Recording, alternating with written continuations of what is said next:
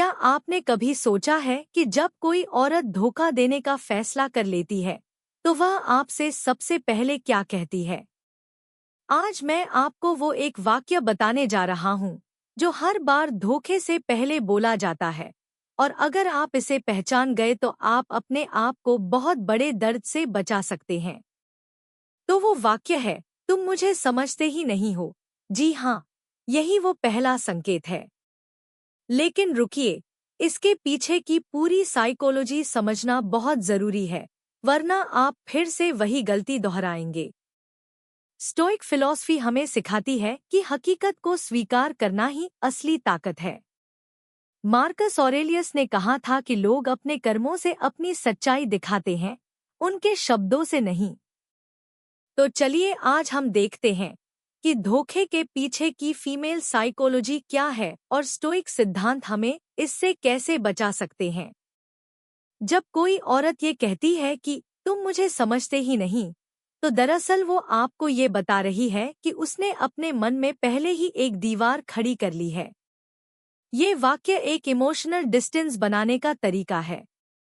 वो अपने आने वाले फैसलों के लिए ग्राउंड तैयार कर रही है। सबसे खतरनाक बात यह है कि इस एक वाक्य के साथ वो सारी जिम्मेदारी आप पर डाल देती है। अब यहाँ पर स्टोइक फिलॉसफी का सबसे महत्वपूर्ण सिद्धांत काम आता है, डाइकोटोमी ऑफ कंट्रोल। एपिक्टेटस ने समझाया था कि कुछ चीजें हमारे कंट्रोल में होती हैं और कुछ नहीं। दूसरों के विचार, भावनाएं और कर्म हमारे कंट्रोल में नहीं हैं। लेकिन हमारी रिएक्शन, हमारे वैल्यूज और हमारे डिसीजन हमारे कंट्रोल में हैं।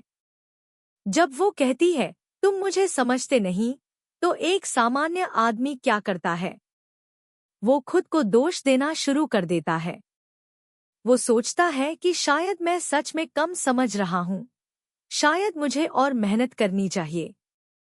लेकिन ये जाल है, क्योंकि इस प्रोसेस में आप अपनी सेल्फ रिस्पेक्ट खो देते हैं और वो जो चाहती है वो करने के लिए फ्री हो जाती है। अब सवाल ये है कि धोखा क्यों होता है? फीमेल साइकोलॉजी में एक कॉन्सेप्ट है जिसे हाइपरगैमी कहते हैं।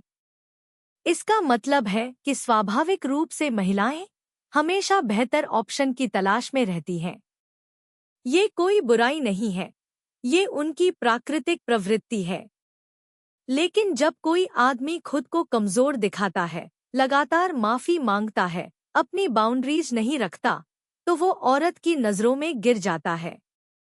यहाँ पर स्टोइक सिद्धांत फिर से महत्वपूर्ण हो जाता है, अमोर फाटी, जिसका मतलब है अपने भाग्य से प्यार करना। अगर कोई आपको धोखा दे रहा है तो समझ लीजिए कि ये आपके लिए एक सबक है, एक मौका है मजबूत बनने का। सेनेका ने कहा था कि मुसीबतें हमें कमजोर नहीं बनाती, बल्कि हमारी असली ताकत दिखाती हैं। अब आइए बात करते हैं उन अन्य संकेतों की जो धोखे से पहले आते हैं।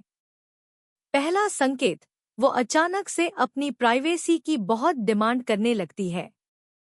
फोन को फेस डाउन रखना, पासवर्ड बदलना, आपसे दूरी बनाना। दूसरा संकेत, वो आपकी छोटी छोटी बातों पर बहुत गुस्सा होने लगती है। ये दरअसल प्रोजेक्शन है, वो अपने गिल्ट को आप पर निकाल रही है।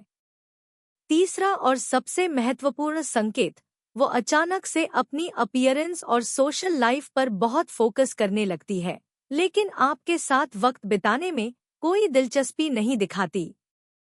अगर वो किसी और के लिए तैयार हो रही है तो आपको पता चल जाएगा कि उसकी प्राथमिकताएं बदल चुकी हैं।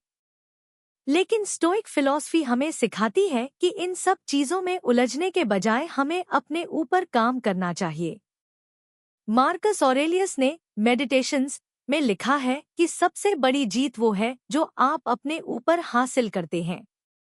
अगर आप खुद को इतना मजबूत बना लें कि किसी के धोखे से आपकी शांति भंग न हो, तो आप सच्चे स्टोइक बन जाते हैं। अब सबसे जरूरी सवाल, ऐसी स्थिति में क्या करें? पहली बात, अपनी सेल्फ रिस्पेक्ट कभी मत खोइए। अगर कोई आपको समझना नहीं चाहता तो ये उसकी पसंद है। आप अपने वैल्यूज पर मजबूती से खड़े रहिए। दूसरी बात, इमोशनल रिएक्शन मत दीजिए। स्टोइक्स ने हमेशा कहा है कि शांत दिमाग ही सही फैसले लेता है। तीसरी बात, अपने आप में इन्वेस्ट करिए। जिम जाइए, नई स्किल्स सीखिए, अपने करियर पर फोकस करिए। याद रखिए, जब आप खुद पर काम करते हैं तो आप दो चीजें हासिल करते हैं। पहला, आप इतने मजबूत हो जाते हैं कि धोखा आपको तोड़ नहीं सकता। दूसरा, आप इतने वैल्यूएबल बन जाते हैं कि बेहतर लोग आपकी जिंदगी में आते हैं। स्टोइसिज्म कहता है कि ट्रू हैप्पीनेस बाहरी चीजों पर निर्भर नहीं होती।